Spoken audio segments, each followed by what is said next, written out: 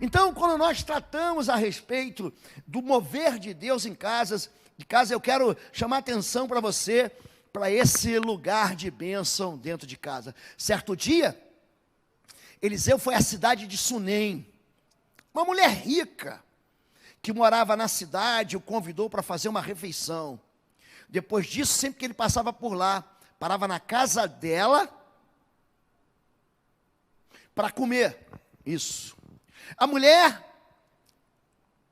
disse ao marido: sem dúvida, esse homem que sempre passa por aqui é um santo homem de Deus. Vamos construir um quartinho para ele no terraço e mobiliá-lo com uma cama, uma mesa, uma cadeira e uma vela. Aqui, para mim, o texto ficou desconfigurado, porque a culpa foi minha mesmo, se você puder consertar, mas esse texto vai girar em cima desse capítulo 4, do versículo 2. Eliseu, ele recebe a porção dobrada do Espírito de Deus que estava sobre Elias, e aqui ele vai se encontrar, ele vai passar por uma região, na cidade de Sunem, e ali uma mulher que é rica, que vivia em paz no tempo de guerra, porque Israel estava vivendo em guerra com a Síria, e Sunem fica ali na fronteira, né, entre Síria, já fica na região ao norte de Israel. Ela é uma mulher que já servia a Deus, mas que quer fazer mais pelo reino de Deus.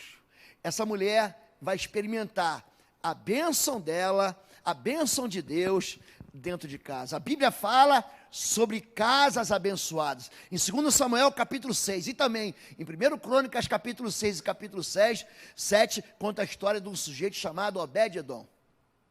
A arca do Senhor, ou seja, era uma caixa de madeira de acácia, revestida de ouro, que compunha alguns objetos que o povo de Israel usava para adorar o Senhor, que compunha a parte da liturgia do culto de Israel, que ficava dentro de um espaço chamado Santo dos Santos. Essa caixa era chamada de Arca da Aliança, ali dentro estavam as 2 tábuas dos 10 mandamentos, as chamadas 10 leis, as 10 palavras, estava ali a vara de Arão, que floresceu, estava ali dentro, e só quem tinha contato com essa caixa de madeira, que também na sua parte superior tinha 2 anjos de ouro batido, com asas, 2 querubins, era o sumo sacerdote. O sumo sacerdote, num dia chamado de dia do perdão, que é o dia mais importante de Israel, ele entrava ali e ele oferecia o sacrifício e pedia perdão por toda a nação de Israel, pelos pecados de Israel. E essa arca, então, ela é capturada pelos inimigos de Israel durante uma derrota do povo de Deus. O povo de Deus está todo achando assim: não, eu sou evangélico, eu sou crente, eu sou cristão, e porque eu sou cristão, eu venço qualquer batalha. Mas, na verdade, eles estavam fazendo aquilo que era abominável aos olhos do Senhor.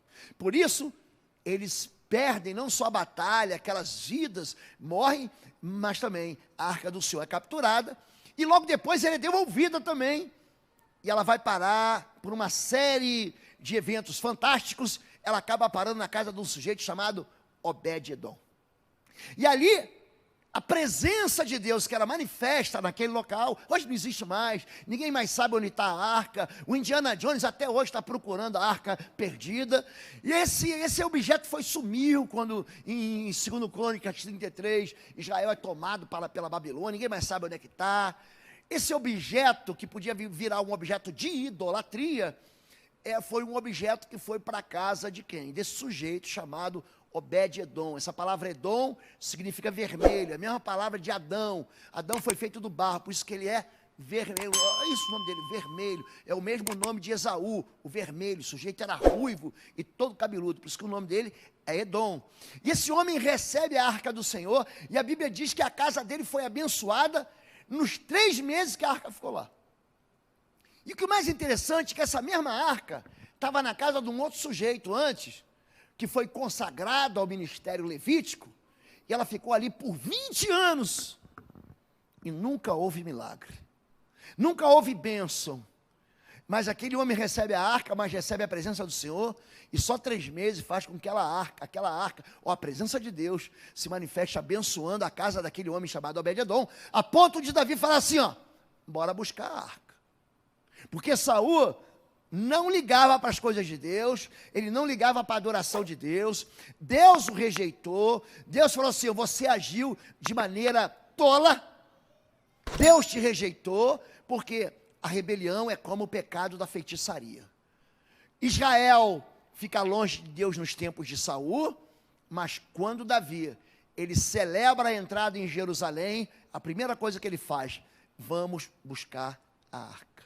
Vamos trazer a arca de Deus para perto da gente. Vamos trazer a presença de Deus para a intimidade. Ele não está preocupado em ter mais ouro em Jerusalém ou Israel, ele está preocupado em vencer batalha, ele está preocupado com a presença de Deus, ele está preocupado em ter a bênção de Deus em casa. É isso que Jesus fala aos discípulos, quando ele diz, quando você entrar numa casa, diga, a paz de Deus seja nessa casa. Porque se aquela família for de paz, a bênção, veja bem, você fala que a paz esteja, mas o texto diz, a bênção vai ficar sobre aquela casa. Mas se eles não forem de paz, a bênção voltará para você. Ou seja, você não vai perder nada, você não vai desperdiçar nada, quando você leva o evangelho de Jesus a qualquer pessoa, inclusive para dentro de casa.